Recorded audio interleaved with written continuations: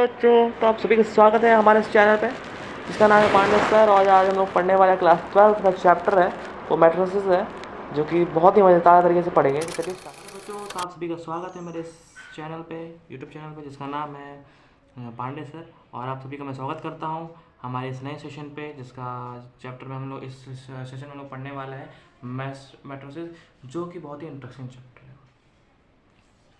इसमें हम लोग लगातार आगे बढ़ते चले जाएंगे, पॉइंट बाय पॉइंट हर एक चीज़ को हम लोग पढ़ेंगे। उससे पहले आप सभी को मेरा तरफ से गुड मॉर्निंग। सुबह के 8 बज रहे हैं और आज मैं वीडियो रिकॉर्ड कर रहा हूँ।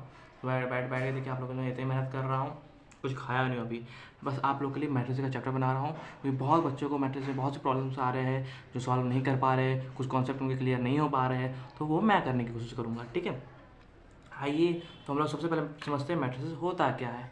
हाँ, आज समझते हैं मैट्रिक्स क्या होता है। देखिए, मैट्रिक्स ज़्यादा हार्ड नहीं चैप्टर है, लेकिन फिर भी कुछ लोगों को प्रॉब्लम होती है। जैसे क्या क्या होती है मैं बताऊंगा आगे। कुछ लोगों को प्रॉब्लम होती है, सबको नहीं बोल रहा मैं, कुछ लोगों को प्रॉब्लम होती है, लेकिन बहुत ही ईजी चैप्टर है। कह सकते हैं कि 12th का इतना ईजी चैप्टर कोई समझ नहीं सकता कितना ईजी चैप्टर है। ये जो ना कर पाता है, ये जो नहीं कर पाता ना, तो उसके बेसिस थोड़ी कमज़ोर होते हैं, वैसे सब इसमें कैरी अप हो जाएगा, पिकअप हो जाएगा, इसमें कोई चिंता करने वाली कोई बात नहीं। आइए आगे बढ़ते, आगे जल्दी जल्दी बढ़ते आगे, चलिए।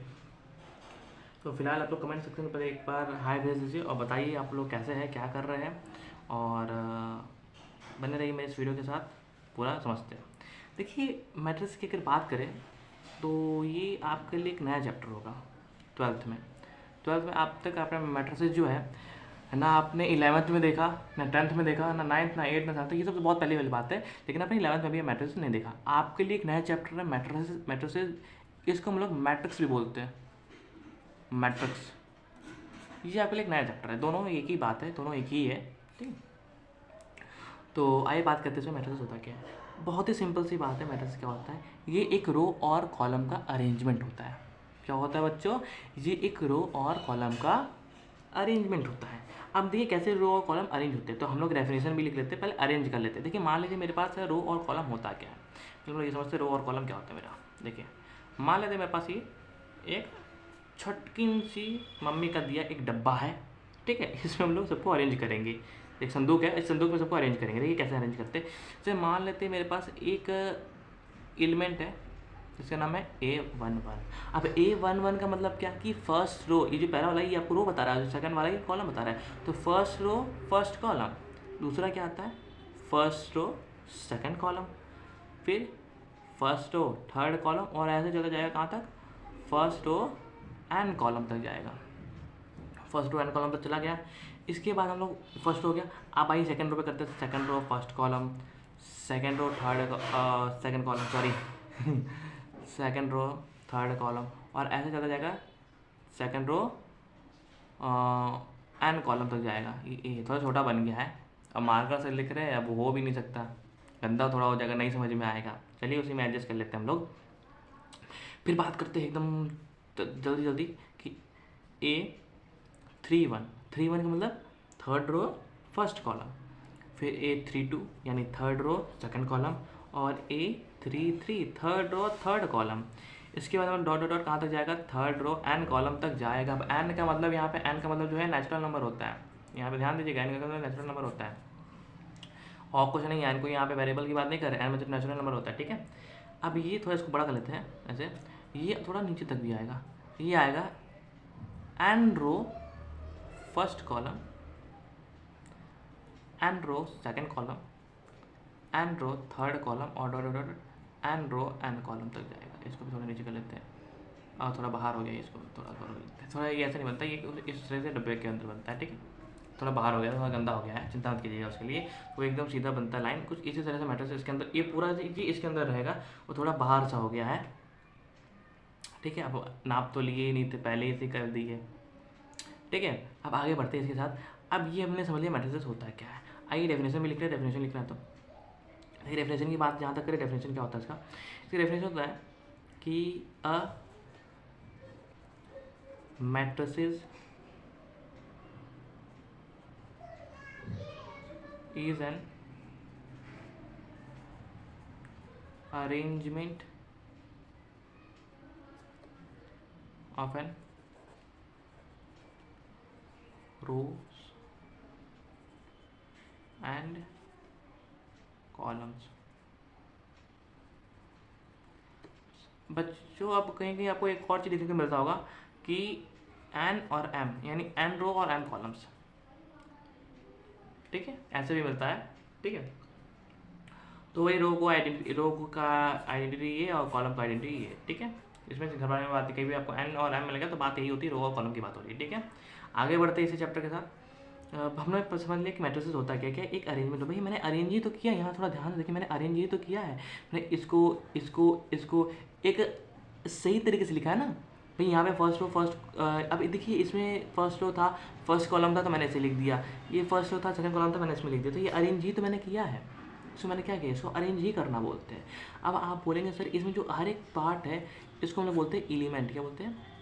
एलिमेंट बोलते हैं। क्या बोलते हैं? एलिमेंट, ठीक है। हर एक पार्ट को एलिमेंट बोलते हैं, ठीक है। आप बोलेंगे सर रोज कॉलम क्या होता है? सर मुझे ये बता दीजिए। कुछ लोगों को वाला कन्फ्यूजन होता है, पता सबको होता है, अब ये बात नहीं है किसी को नहीं पता होता, पता सबको होता है, लेकिन थोड़ा कन्फ्यूजन, मैं भी बहुत कन्फ्यूजन में चलता था, मुझे बहुत समय बाद पता चला। क्या पता चला कि जो रो होती है ना, ये होती है, ये एक रो, ये सॉरी कॉलम, ये सेकंड कॉलम, थर्ड कॉलम और ऐसे डॉट एन कॉलम तक जाता है।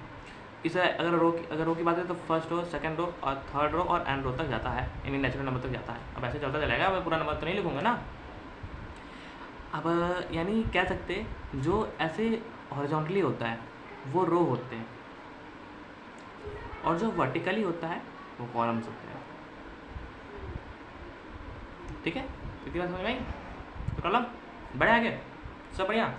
हाँ, एक बार मुझे बताते रहिएगा कमेंट सेक्शन में कि आप लोग को वीडियो कैसा लग रहा है, समझ में आ रहा है कि नहीं आ रहा है। अगर नहीं समझ में आएगा तो मुझे कमेंट कीजिएगा कि हाँ सर इसमें यहाँ पे हमें नहीं समझ में आया, मैं वापस वीडियो बनाने के लिए एकदम तैयार हूँ। यही एक चीज़ मैं आपको 10 बार समझाने को तैयार हूँ, चिंता एकदम मत कीजिएगा, बने रहिए इसी चैनल के साथ और आगे बढ़ते रहते हैं। अपना प्यार, अपना भरोसा सब हमें देते चले जाइए, आगे बढ़ते इसी चैनल के साथ।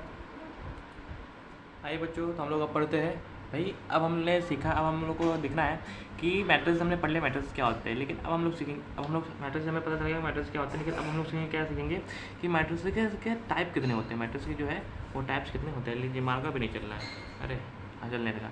ये मैट्रिक्स के टाइप्स कितने होते हैं, ठीक है। मैट्रिक्स के टाइप्स कितने होते हैं, देखिए पहला टाइप्स होता है इसका कॉलम मैट्रिक्स। पहला कौन सा होता है? कॉलम मैट्रिक्स होता है, ठीक है। उसके बाद बात करेंगे रो मैट्रिक्स है, देखिए नाम से सबके बात क्लियर हो जाएंगे एकदम। ये जो है ना सबके नाम पे ही बेस्ड है, जितने भी डिफरेंशन होंगे, जितने भी समझ तरीके होंगे, सब इसके नाम पे ही बेस्ड होंगे, ठीक है। तो नाम पे थोड़ा ज़्यादा ध्यान दीजिएगा। तो स्क्वायर मैट्रिक्स, ये भी इसके नाम पे बेस्ड है। डायगोनल मैट्रिक्स भी नाम पे बेस्ड है, इस पर थोड़ा समझना पड़ेगा। स्केलर मैट्रिक्स है और आइडेंटिटी मैट्रिक्स, ठीक है। ये तो नाम पे बेस्ड नहीं है, लेकिन ये आप जो चारों देखेंगे इस सब के सर इसके नाम पे, जो इसका नाम है डायगोनल है तो डायगोनली मैट्रिक्स होगा, बताऊँ कैसे है होगा, ठीक है। तो ये जो चार होते हैं, आई मीन 6 होते हैं, ये जो 6 होते हैं वो 6 के 6 क्या होते हैं? ये मैट्रिक्स के टाइप्स होते हैं, और यही 6 होते हैं और कोई मैट्रिक्स नहीं होता है, ठीक है। यही 6 मैट्रिक्स होते हैं। आइए हम लोग इस पर बात करते हैं, ठीक है। अब पहले बात करें सबसे पहले वाले मैट्रिक्स पे, अगर बात करनी है तो सबसे पहले वाले मैट्रिक्स बात करेंगे, कॉलम मैट्रिक्स। देखिए कॉलम मैट्रिक्स क्या होता है, देखिए हमने पढ़ा है, तो अगर इसके डेफिनेशन पहले लिखना है तो डेफिनेशन लिख लीजिए। अ कॉलम मैट्रिक्स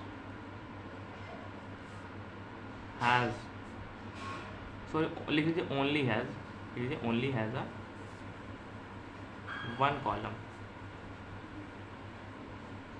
क्या?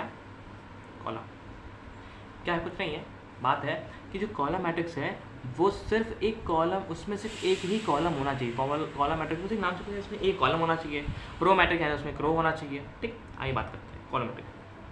जैसे कि एग्जांपल अगर लेना चाहते हो, एग्जांपल ले लेते हैं। जैसे कॉलम क्या होता है, मैंने बताया था आपको, जो आपका वर्टिकली आपको दिखाई देता है। कैसे दिखाई देता है? वर्टिकली जो आपको दिखाई देता है वो आपका रो होता है, सॉरी आई मीन कॉलम होता है। वो आपका क्या होता है? कॉलम। मतलब देखिए कैसे होता है कि मान लीजिए मेरे पास कोई नंबर है, यहाँ पे मान लेते हैं 5 7 8 9। अभी जो है इसमें से आपको एक कॉलम दिखाई दे रहा है, तो ये कॉलम मैट्रिक्स है। कौन सा मैट्रिक्स है? इस सिर्फ और सिर्फ कॉलम मैट्रिक्स से बोलेंगे। कौन सा मैट्रिक्स है? कॉलम मैट्रिक्स है, ठीक है। बात समझ आई? कॉलम मैट्रिक्स है। ये दूसरी बात की बात कर रहे हैं, ये आपको समझ में आ गई ना। दूसरा है हम लोग का रो मैट्रिक्स। देखिए रो का भी लिख लेते हैं, एकदम सेम डेफिनेशन होता है। A row matrices only has a 1 row matrix के बाद एक रो। अगर एग्जांपल लेना चाहते हैं एग्जांपल ले लीजिए। देखिए एग्जांपल लेते हैं। एग्जांपल क्या है, एग्जांपल ले लेते हैं इसका। एग्जांपल अगर लेंगे तो एग्जांपल देखिए इसके कैसे लेंगे कि हम लोग ले लेंगे जो हम लोग को देखिए पता है अगर होगा, जो हॉरिजॉन्टली लाइन होती है, हॉरिजॉन्टली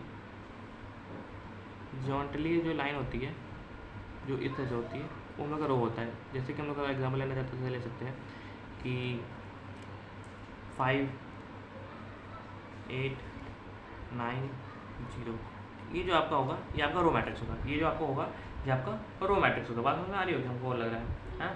नई बात समझ में आई तो एक बार आप पूछ लीजिए कमेंट सेक्शन में कौन सा बात आपको नहीं समझ में आया है। ठीक है, मैं आपको उसमें शॉर्ट्स वीडियो में बता दूंगा। ठीक है, उसमें आपको मैं शॉर्ट वीडियो में बता दूंगा। ठीक है, शॉर्ट्स में मतलब शॉर्ट्स में बना के बता दूंगा। ठीक है, तो रो मैट्रिक्स आपको इतनी बात समझ में आ गई कि रो मैट्रिक्स क्या होता है। कॉलम मैट्रिक्स क्लियर होगी जिसमें कॉलम होना चाहिए, बस कॉलम मैट्रिक्स होता है। कुछ ज़्यादा समझने की जरूरत नहीं है, कोई डेफिनेशन नहीं पूछता आपसे, कोई भी नहीं पूछेगा डेफिनेशन, आपको बस समझना है। बस बात को क्या समझना है, क्या होता है कि कॉलम मैट्रिक्स में कॉलम होता है, बात समझ गई। ठीक है भैया, और रो मैट्रिक्स में रो होता है, वही भी बात समझ गई। रो मैट्रिक्स में रो होना चाहिए, नाम से क्लियर है। अब बात करेंगे स्क्वायर मैट्रिक्स। स्क्वायर मैट्रिक्स क्या होता है आइए बात करते हैं। आइए बच्चों, तो अब बात करते हैं स्क्वायर मैट्रिक्स की। देखिए स्क्वायर मैट्रिक्स, देखिए स्क्वायर मैट्रिक्स क्या होता है। स्क्वायर मैट्रिक्स का देखिए डेफिनेशन क्या है। अ square matrix has only numbers of rose square matrix has equal number of rose and column. कुछ नहीं है इसमें। देखिए स्क्वायर मतलब होता है एक बॉक्स। आप समझिए स्क्वायर मतलब तो आपने ये समझा ना भाई बॉक्स होता है। अच्छा ये बॉक्स में अगर मुझे बताइए जो स्क्वायर होता है उसकी ऑल साइड इक्वल होती है कि नहीं होती है। उसकी ऑल साइड जो होती है वो इक्वल होती है कि नहीं होती है। भाई बात करें तो भैया इसका जो ये मान लीजिए ये जो होता है ये ए बी के बराबर होगा, बी सी के बराबर, सी डी के बराबर होगा। मैं नाम दे दूँगा ऐसा, तो सब एक दूसरे के बराबर है कि नहीं है। सब के सब में किसी को बोल सकते हो ए बी के बराबर, बी सी के बराबर, सी डी के बराबर, सब एक दूसरे के बराबर है। ठीक है, कह सकते हैं स्क्वायर मतलब कि उसका ऑल साइड इक्वल होगा, बस हर एक साइड इक्वल होगा। बात समझ में आई। अब बात करें साइड में तो इसमें दो ही लाइन आपको दिखाई दे रही है, एक वर्टिकली दिखाई देती है और एक हॉरिजॉन्टली दिखाई देती है। तो इसमें वर्टिकली और हॉरिजॉन्टली से खाली दो स्क्वायर बनता है ना, वर्टिकली और हॉरिजॉन्टली से खाली स्क्वायर बनता है ना। बात समझ रहे होंगे मेरे। बस इसमें भी तो वर्टिकली हो गया, जो हमारा वर्टिकली होता है, जो हम लोग का वर्टिकल जो हॉरिजॉन्टली दिखाई देता है वो हम लोग का रो होता है, और जो वर्टिकली दिखाई होता है वो हम लोग का कॉलम होता है। बात समझ में आया ना। बस बात कुछ नहीं है, इक्वल होना चाहिए, रोज और कॉलम इक्वल होना है। एग्जाम्पल लेते हैं, जैसे क्या ले सकते हैं, मान लीजिए 2 4 7 6। ये देखिए इसमें आपको दिखाई दे रहा होगा दो रो दो कॉलम, एक कॉलम दो कॉलम, यानी एक कॉलम और दो कॉलम। समझ में आया, ये एक कॉलम है और ये दो कॉलम है। ठीक है, ये कॉलम्स है। ठीक है, ये कॉलम्स है। बात करें तो एक रो दो रो, यहाँ पे देखिए रोज है, ये क्या है रोज है, यानी दो कॉलम भी दिखाई दे दो रोज। इसको लिखेंगे ऐसे, इसका ऑर्डर कैसे लिखेंगे, तो इसे लिखेंगे 2 × 2 मैट्रिक्स है। कौन सा ऑर्डर का मैट्रिक्स है, 2 × 2 का मैट्रिक्स, क्योंकि 2 रोज भी है और 2 कॉलम्स भी है। तो कह सकते हैं कि हम लोग का स्क्वायर मैट्रिक्स है। क्या कह सकते हैं कि हम लोग का स्क्वायर मैट्रिक्स है। ठीक है, स्क्वायर मैट्रिक्स समझ में आया। इन प्रॉब्लम कि स्क्वायर मैट्रिक्स क्लियर हो गया होगा आपको कि जिसमें रोज और कॉलम दोनों के दोनों इक्वल होने, कुछ नहीं है, रोज और कॉलम इक्वल होने की वो स्क्वायर मैट्रिक्स होता है। यहाँ पे रोज एक और एग्जाम्पल लेते हैं भाई, जैसे 3/3 लेते हैं। देखिए 3 7 6 4 5 9 2 8 2। अगर इस मैट्रिक्स को आप ध्यान से देखेंगे तो यहाँ पे आपको कितना कॉलम्स है, ये एक कॉलम दो कॉलम तीन कॉलम। अच्छा रो कितना, एक रो दो रो तीन रो, 3/3 का है कि नहीं है, ये 3/3 का है कि नहीं है ना भाई। इसमें 3 रो है 3 कॉलम है भाई, दोनों इक्वल है ना भाई। रोज भी इक्वल, रो कॉलम की इक्वल, कॉलम रो की इक्वल है, 3 का 3 है। अच्छा मान लीजिए कि स्क्वायर मैट्रिक्स से अगर एग्जांपल ले रहे हैं तो स्क्वायर मैट्रिक्स अगर ऐसे बोल सकते हैं क्या, मान लीजिए मेरे पास ऐसे कोई है, मैं 2 3 4 5 6 7, अगर मैं ये ले लूँ तो क्या ये स्क्वायर मैट्रिक्स है, क्या स्क्वायर मैट्रिक्स है आप बताइए। तो भैया ये एकदम स्क्वायर मैट्रिक्स नहीं है। अच्छा क्यों नहीं है, क्योंकि हम लोग को दिखाई दे रहा है कि यहाँ पे 1 2 3 रो हम लोग के पास है, और 3 रो, ये रो है ना, सॉरी ये कॉलम है, 3 कॉलम हम लोग के पास, और रो कितने पास 1 और 2 ठो रो है, तो 2 × 3 का बना। अब क्या दोनों इक्वल है, ये कॉलम ये रो के बराबर है, नहीं दोनों अलग अलग है भाई, दोनों इक्वल तो नहीं है। रो हम लोग का 2 ही, ये कॉलम हम लोग का 3 है, तो भैया कैसे स्क्वायर मैट्रिक्स होते हैं, स्क्वायर बन ही नहीं रहा है। बात को समझ रहे होंगे। हाँ बस इसी तरह से है। तो हम लोग के यहाँ पे खत्म होता है स्क्वायर मैट्रिक्स। हम लोग को समझ में, आपको समझ में आ गया होगा स्क्वायर मैट्रिक्स क्या होता होगा। ठीक है, अब आपको एग्जाम्पल 2 क्वेश्चन बता दे रहा है, इसमें से बता दो 2 क्वेश्चन दे रहे हैं, आप खुद ही बताइएगा कौन सा स्क्वायर है कौन सा स्क्वायर नहीं है। ठीक है, मार्क मेरे पास 5 है, 6 है, 7 है, 8 है, 9 है, 2 है, 7, 2, 1। ये क्या स्क्वायर मैट्रिक्स है?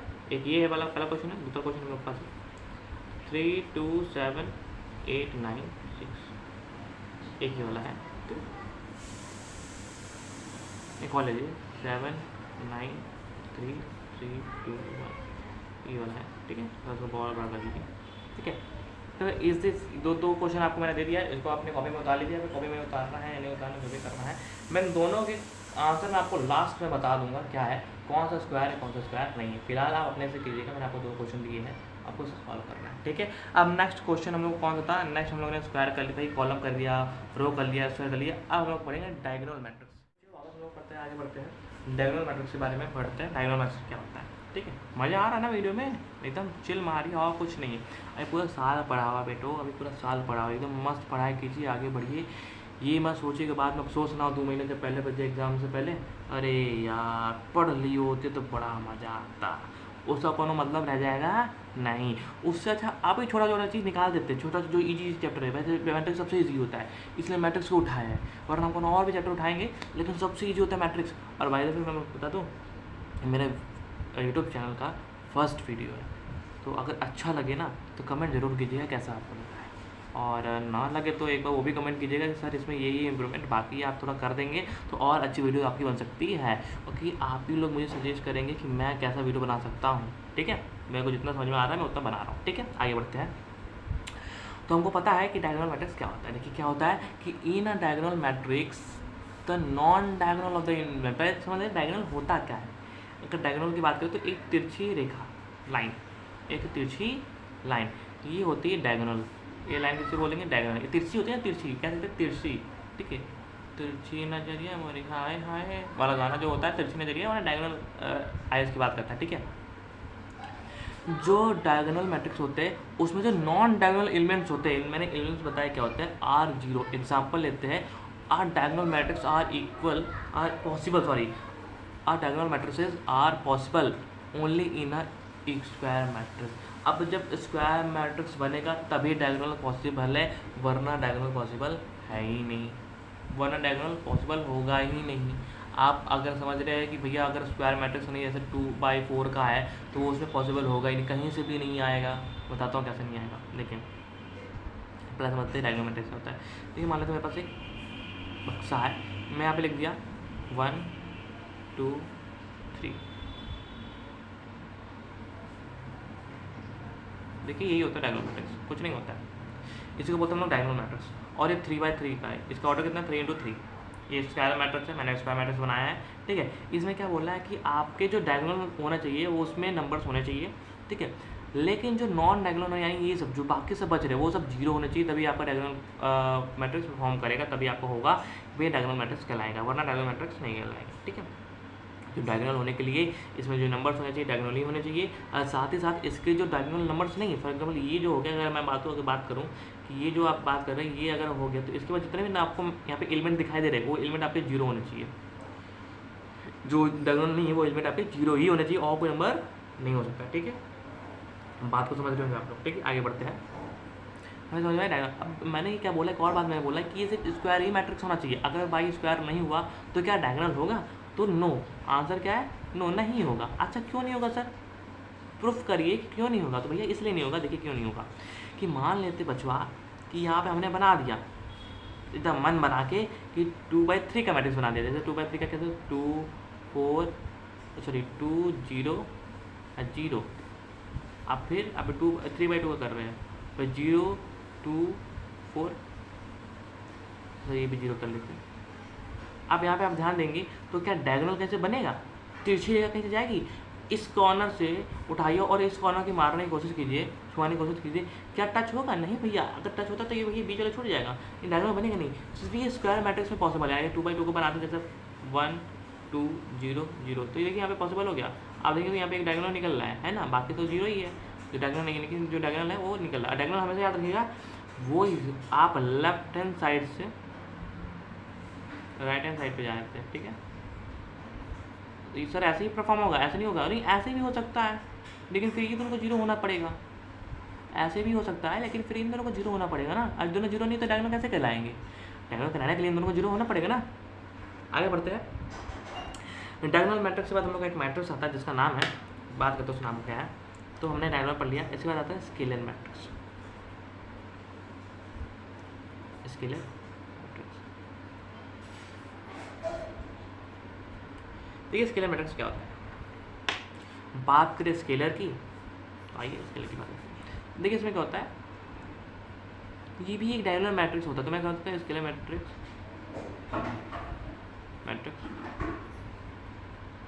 Is a diagonal matrix. Scalar matrix एक डायगोनल मैट्रिक्स है where diagonal element are zero, sorry are equal, sorry गलती जीरो लिखा गया, उसमें जीरो बोलने लगे और यहाँ पे जीरो लिखा भी गया। देखिए क्या होता है कि भैया डायगोनल मैट्रिक्स क्या होता है, आइए समझते हैं। Diagonal matrix, sorry scalar matrix क्या होता है। स्केलर मैट्रिक्स एक डायगोनल मैट्रिक्स से ही है, कुछ और नहीं है। स्केलर मैट्रिक्स एक डायगोनल मैट्रिक्स है।